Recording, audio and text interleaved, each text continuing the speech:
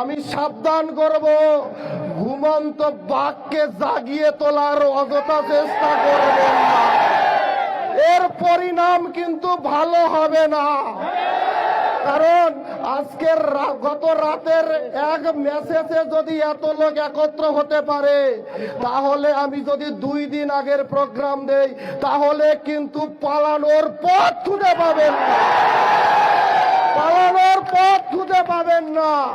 অতএব সাবধান হয়ে যান। ভাই আমার, বন্ধু আমার, মনে রাখো, মুসলমান কোনদিন সংখ্যা দেখে ঘাবড়ায় না।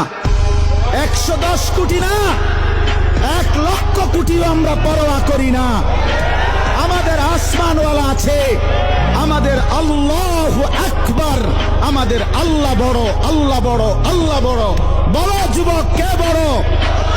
জোরসে বলো।